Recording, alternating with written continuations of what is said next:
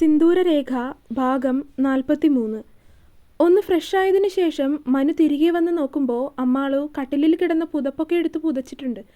ഒന്ന് നിശ്വസിച്ചുകൊണ്ട് അവൻ കട്ടിലിൻ്റെ ഒരരികിലേക്ക് കിടന്നു. പിറ്റേ ദിവസം രാവിലെ അമ്മാളു അല്പം നേരത്തെ എഴുന്നേറ്റിരുന്നു. കാരണം ഇന്നലെ രാത്രി ഏകദേശം 7 മണിയൊക്കെ ആയപ്പോൾ ഉറങ്ങാൻ തുടങ്ങിയതാണ്. എന്നിട്ട് പിറ്റേ ദിവസമാണ് എഴുന്നേൽക്കുന്നത്.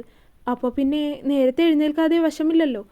അധികം നേരം ഉറങ്ങിയത് കൊണ്ട് തന്നെ കണ്ണുകളൊന്നും ശരിക്ക് തുറക്കുന്നത് പോലും ഉണ്ടായിരുന്നില്ല.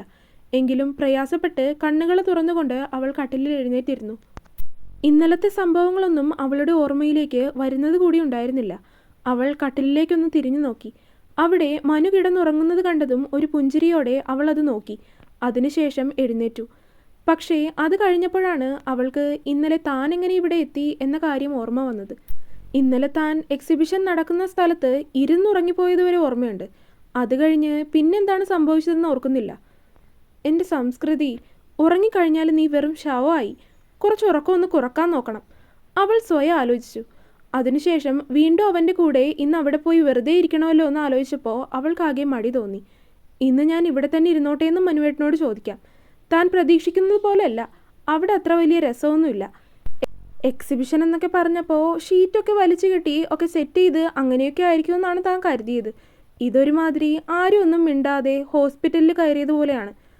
അങ്ങനെയുള്ളൊരു അറ്റ്മോസ്ഫിയർ അവൾക്ക് ഒട്ടും അഡ്ജസ്റ്റ് ചെയ്യാൻ പറ്റുന്നതായിരുന്നില്ല. അതുകൊണ്ട് തന്നെ മനുവിനോട് ചോദിച്ച് ഇന്ന് വീട്ടിൽ തന്നെ ഇരിക്കാമെന്ന് തീരുമാനിച്ചു.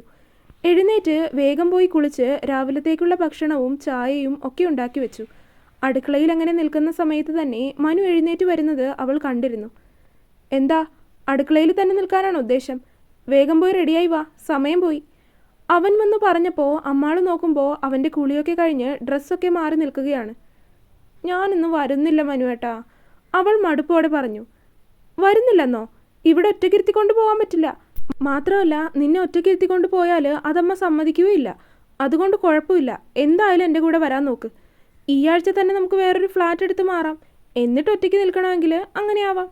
മനു പറഞ്ഞതും അമ്മാളു അവനെ നോക്കി മുഖം ചുളിച്ചുകൊണ്ട് ഡ്രസ്സ് മാറാനായി മുറിയിലേക്ക് പോയി. അവളുടെ മുഖം വീർത്തിരുന്നു.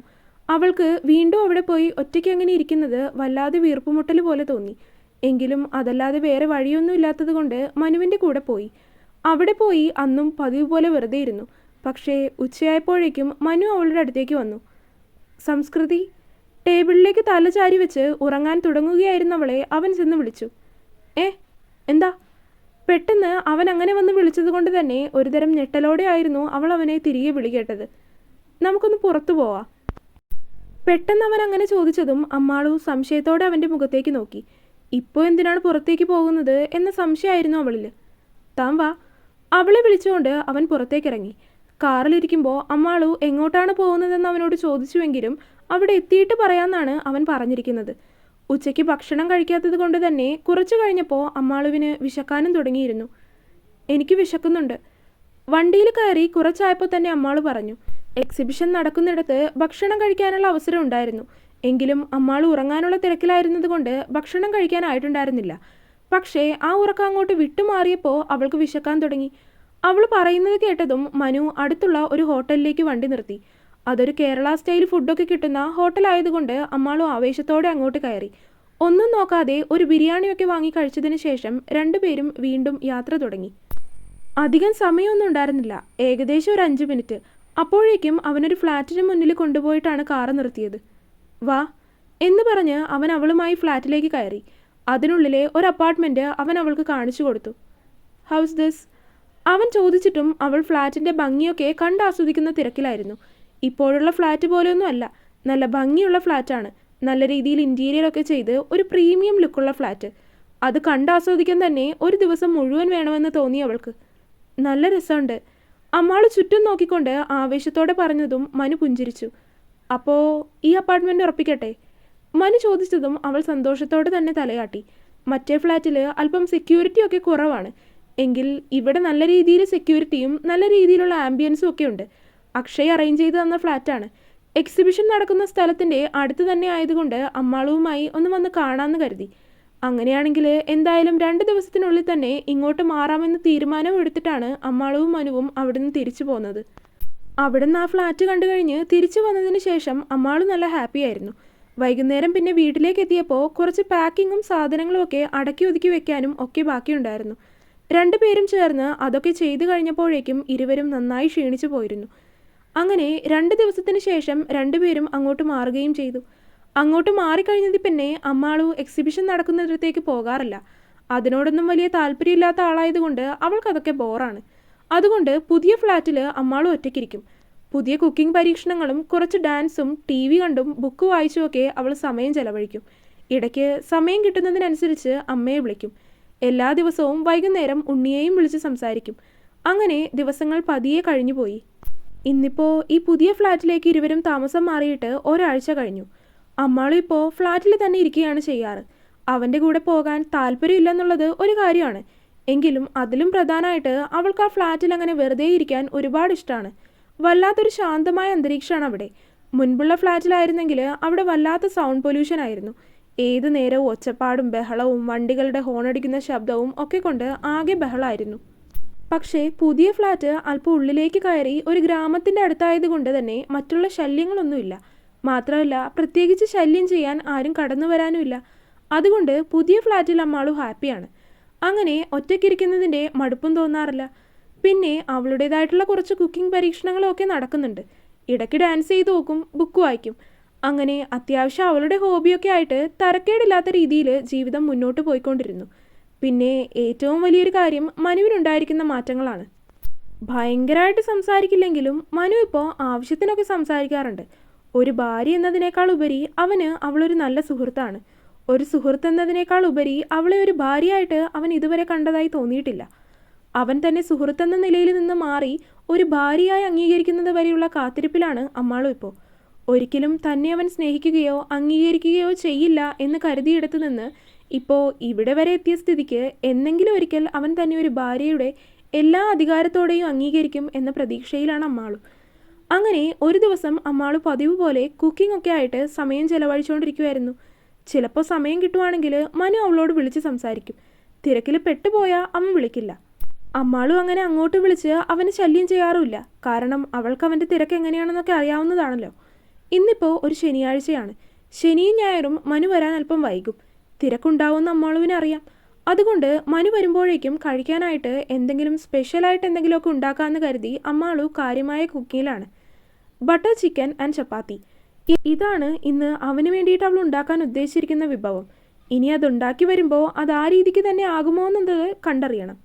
അങ്ങനെ ഒരു കണക്കിന് കുക്കിംഗ് ഒക്കെ കഴിഞ്ഞ് ഒന്ന് ഫ്രഷ് ആകാമെന്ന് കരുതി കുളിക്കാനായി പോകാൻ നിന്നപ്പോഴാണ് പെട്ടെന്ന് അമ്മാളുവിൻ്റെ ഫോണിലേക്ക് ഒരു കോള് വരുന്നത്. അമ്മയായിരിക്കുമെന്ന് കരുതിയാണ് അവൾ ഫോൺ എടുക്കാനായി പോയത്.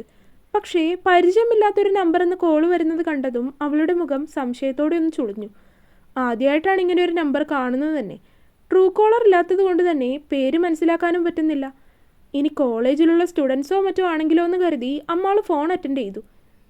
സംസ്കൃതി മാനവ് വർമ്മ അല്ലേ? മറുവശത്ത് നിന്ന് ഒരു ഹലോ പോലും ചോദിക്കാതെ നേരിട്ട് അവളോട് അവളുടെ പേരാണ് ചോദിച്ചത്.